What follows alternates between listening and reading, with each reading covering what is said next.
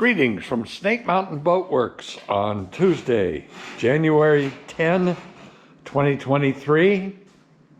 Our 1948 16-foot chris-crast special runabout looks a little different today. And we thought we'd spend a little time talking about frames and grease and paint and that sort of thing. As you can see, this boat's Hercules K engine was a leaker, and I've had lots of calls. Actually, I was challenged just last night. Why is that grease any problem? You just scrape it off a little bit and then you can paint it or put 5200 on it. Well, I'll hand it over to Joe to answer that question. All right, so being in this field, we all know that any kind of grease, slick, oil, anything like that, it all boils down to like the same rules as a paint booth. If you have any oil in your air, if you have any oil or contaminants on your surface, your paint will not stick. It's the same principle with wood. And as you see here, I mean, there is just oil upon oil. And I've already scraped down some of these frames. What? And usually it takes a lot of effort, but you can never get down to bare wood. So coming down here, if I just take the scraper along and I'm very little bit of tension on it, you can see that all the way down to the bottom of this piece, it is completely oil soaked. So the paint's just rolling off. Yeah, never adhered. Nothing will ever adhere to that. There's absolutely nothing in the market that can draw this much grease out. I mean, it's one thing if it's just a little bit on the surface, but when it goes the whole length of the frame, there's no replace it. You have to replace it, or else the 5200 paint, the CPES, it will not do its job. Well, it also holds moisture. So we have examples here where the grease being against this stringer forever has rotted a hole all the way through it. And we will be replacing a chunk of this stringer because there was so much grease and oil that this engine has leaked over time. And unfortunately, her owners never paid any attention to it, nor did anybody who ever worked on it. I will not insert a pejorative here, but what an idiot. So the stringers just stayed grease loaded, became more and more grease loaded.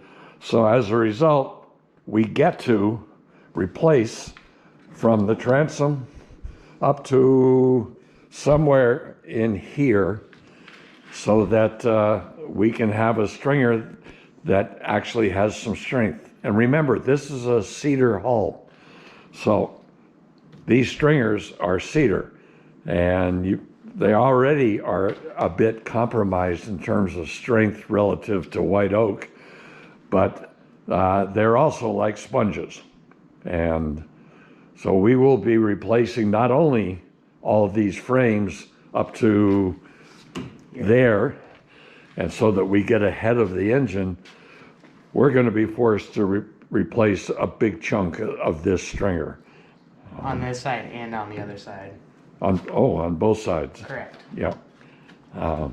And actually on this part of the chine frame too, being when the boat is running, it's sitting back a little bit more, so the oil just tend to come all the way back here, and you can scrape this all day and you can probably go down a ½ inch and you're still hitting oil. So it's frames and stringers and chine frame that will be necessarily replaced. Now, some of you have asked me, what happens when you work on the bottom? Are you preserving or restoring or just beating the hell out of the boat? Well, the ACBS has determined that working on the bottom, making it watertight, and making it strong is a safety issue.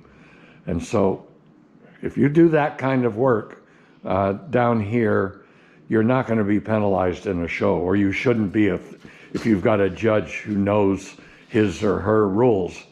Not all of them do. So as we come forward here, the keel, fortunately, is in pretty good shape till we get to here, where somebody decided that this should become a little mountain. And you got it, reach for the fiberglass. And there it is.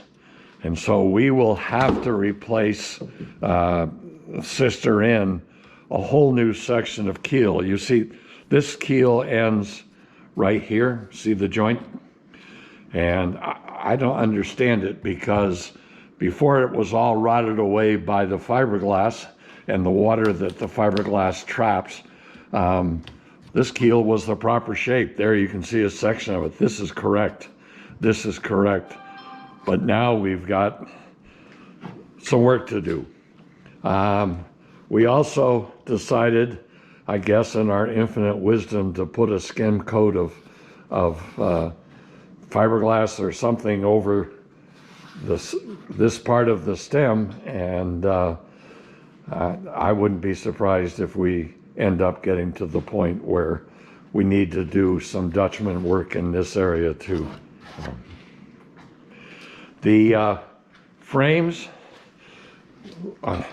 Joe made a rather interesting discovery about whether or not the frames are actually attached to the boat, and he didn't back things out. This is what we found when we took the bottom off. And most of them, so there's bolts on every stringer that go down. And you can tell either over the time that either the nut's backed up or they have broken bolts. But up on the keel, it's usually attached with another carriage bolt. There's absolutely nothing that holds that keel to the frames all the way down. So we have a little structural work to do. And here again is, I sound like a broken record, I know, but you asked me, I want to know to the last dollar what it's going to cost me to put a new bottom on the boat. Well, you can look at the outside of the boat, look at the bottom, and this bottom actually didn't look that bad. When in fact, 3/4 of the frames will have to be replaced. Chunks of the keel will have to be replaced. A big section of the chine frame on each side will have to be replaced. None of this could be seen unless and until we strip this bottom. So we'll keep working. We'll keep you in the loop. That's today's update on our 1948 16-foot Chris-crast special runabout. Thank you so much. Bye-bye for now from Snake Mountain Boat Works.